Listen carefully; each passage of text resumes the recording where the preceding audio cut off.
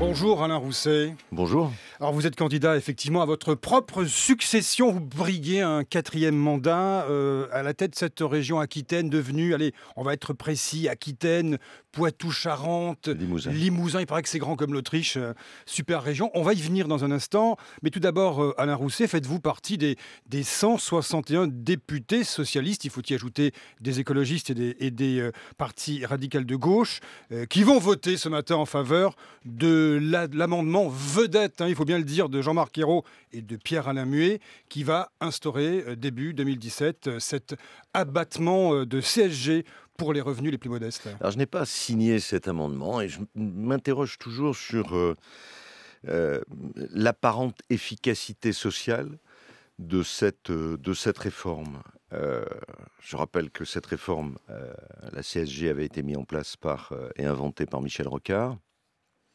dans un but d'avancer sur une modernisation fiscale. Je ne suis pas sûr que rapprocher les deux soit très efficace. J'attends des analyses économiques. Je pense qu'aujourd'hui, d'ailleurs, sur le plan de la réforme fiscale, il serait temps qu'on remette réellement tout à plat, que nous ayons... C'est ce que disait Jean-Marc Ayrault du temps où il était à Matignon. Voilà, donc je ne sais pas si ça fait partie des promesses présidentielles non tenues, Alain Rousset. Vous qui avez accompagné le candidat Hollande pendant la conquête de 2012. Mais je pense qu'il faut qu'on remette à plat tout notre système fiscal. On voit bien que le système fiscal a été mis en place, non pas pour des raisons de justice, sauf peut-être l'impôt sur le revenu, mais il y a longtemps, mais pour des raisons de rentrée. Vous avez une mécanique qui est en place à Bercy et qui propose aux politiques des bouts d'impôts pour remplir les caisses. Je pense qu'il faut qu'on reprenne de fond en comble, peut-être avec le Conseil économique et social, notre système fiscal, qu'on regarde à la fois ce qui est juste et ce qui permet aux services publics de fonctionner. Ce serait sûrement une réforme plutôt intéressante. Schröder y avait beaucoup réfléchi parce qu'il faut mettre à côté de la fiscalité aussi le problème des charges qui pèsent sur les salariés, sur les entreprises. Vous qui êtes en campagne pour les régionales dans cette vaste région autour de l'Aquitaine, le pataquès fiscal, regardez l'histoire de la demi-part des veuves, tout ce qui arrive là en pleine campagne, c'est une bêtise. Je pense que c'est une bêtise et je pense que la façon avec laquelle certains, au niveau... du gouvernement l'ont exprimé est aussi une bêtise. Depuis des années, je ne donne pas de nom, depuis des années, les parlementaires préviennent le gouvernement, préviennent Bercy que cette histoire de demi-part des veuves... C'est Bercy qui Bien entendu, je pense qu'il faut qu'on ait une réflexion sur l'organisation de Bercy, le niveau de Bercy. Beaucoup de très hauts fonctionnaires sont partis dans le privé.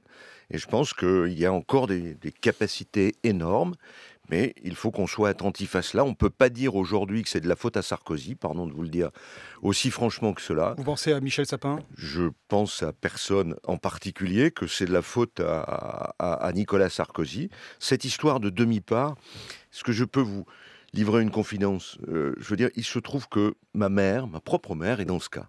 Et que ça fait longtemps qu'on a prévenu Bercy de cela. Donc, ça va bien.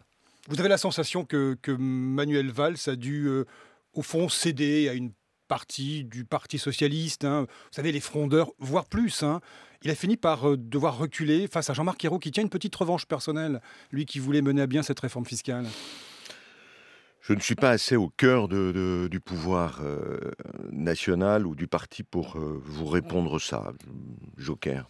Vu de Bordeaux, ça donne quoi ? Non, vu de Bordeaux, je pense qu'on a un Premier ministre qui bouge, qui se remue, qui offre une alternative. On a un président de la République qui, même s'il n'a pas accompli tout ce qu'il avait promis dans son discours, met l'économie française, et c'est l'essentiel, sur de bons rails. Et il faut avoir un certain courage. Le problème, c'est de dire peut-être la vérité aux Français. Ce sont les entreprises qui finance le modèle social. Si on n'accompagne pas les entreprises, à la fois au niveau de l'État par un système de normes et de fiscalité, et au niveau des régions, et je me bats pour défendre, renforcer le couple région-PME, ce sont les PME qui crée de l'emploi. Donc il faut donner aux régions les moyens d'accompagner les PME. Si on n'a pas ce couple-là, eh bien, on aura des difficultés pour réindustrialiser la France. Alors on sait, le pataquès fiscal dont on parle, il y a derrière évidemment les élections et la peur du Front national en mesure de remporter 2, voire peut-être 3 régions. Je dis bien peut-être, hein, l'élection n'est pas jouée. Oui. Vous avez peur du Front national, vous ? Non, moi j'ai pas peur du Front National, je suis simplement inquiet, terriblement inquiet de ce que les cadres du Front National, ce qu'il y a autour de Marine Le Pen et Marine Le Pen elle-même, apporteront à l'action publique. C'est d'abord une action de dénigrement permanente, c'est deuxièmement la peur dans les têtes des personnes qui souffrent, c'est ensuite, on le sait, chaque fois des inepties de gestion dans les responsabilités publiques, allant parfois, d'ailleurs, avec leur grand discours sur l'honnêteté, à des peines de prison chez beaucoup de Et en termes de campagne, vous craignez des victoires du FN aux élections régionales ? Écoutez, je regarde ce que disent les médias et les sondages. On parle de Provence-Alpes-Côte d'Azur et de Nord-Pas-de-Calais, mais je pense qu'il y aura un sursaut démocratique. Et peut-être patriotique aussi, d'une certaine manière. Puisque vous citez ces 2 régions, si le FN est en tête le 6 décembre au soir, que faut-il faire ? Une fusion, comme semble le suggérer ou l'envisager Manuel Valls. Pourquoi pas ? Vous dites pourquoi ça, pas ? Pourquoi y aurait-il une crainte à avoir des grandes coalitions ? Enfin, ça fait peur à qui, ça ? Ces grandes coalitions, elles sont plutôt intéressantes.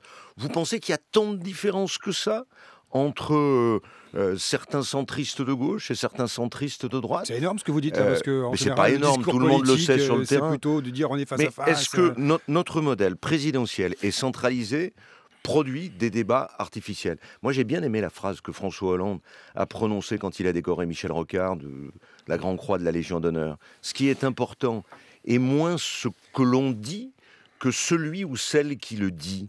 Est-ce que on ne va pas essayer, comme en Espagne, que ce soit au niveau des régions, comme en Allemagne, est-ce qu'on ne pourrait pas trouver de temps en temps des bouts de chemin ensemble, des bouts de chemin entre républicains? Après, les Français jugeront de savoir si c'est bien ou si c'est mal. Alors vous savez, je vous pose une question ce matin parce que c'est la réponse à ce qui a été dit à votre place ici même par votre adversaire, la candidate des Républicains, Virginie Calmels. Êtes-vous sexiste? Elle vous accuse d'avoir fait lors d'un débat à Bordeaux une allusion à une supposée promotion canapé. Je vous fais écouter le court extrait de Virginie Calmels et vous répondez ensuite. Il a eu une phrase qui est effectivement un dérapage, mais qui en dit long sur le côté un peu rétrograde et sexiste que l'on peut vivre en politique. C'est-à-dire en gros, parce que vous l'avez dit, vous avez 30 ans de vie politique. Oui, il m'a répondu « Vous ne dites pas ça à Alain Juppé tous les soirs ». Donc ça sous-entend, et tout le monde l'a compris, que je serai là où je suis par de la promotion canapé. Je crois que c'est totalement dépassé, d'arrière-garde. C'est de la politique comme on n'a plus envie ni d'en faire ni d'en voir. Alors, Alain Rousset, allusion sexiste, promotion canapé, votre propos est un peu explicite quand même. Non mais c'est totalement calomnieux de la part d'une professionnelle des médias qui, étant aux abois sur le plan électoral, détourne, dénigre. Mais ça se passe depuis le début de la campagne et je m'attends à pire par la suite. Moi, j'ai toujours respecté mes adversaires. Je la respecte. Je pense qu'elle ferait bien d'en faire autant à mon égard. Et il y a eu d'autres dérapages de sa part. Pensez à quoi? Point. Point. Point. Vous ne pouvez pas en rajouter? Non. Pas envie? Non, vous savez, quand on dit je suis neuve ou neuf en politique et puis qu'on se livre à des dénigrements, de la calomnie ou des interventions de la sorte, j'ai pas envie. Moi, ce qui m'intéresse dans la campagne, c'est de regarder est-ce que le modèle qu'on a mis en place en Aquitaine sur le plan des entreprises, de la recherche, a été efficace ou pas, et il l'est. Vous dites neuf en politique ou une pratique politique, vous êtes à la fois président de région sortant, vous briguez un quatrième... Et président des régions de France en plus, et vous de l'association des régions de France. Député, logiquement vous êtes vous savez, cumulard.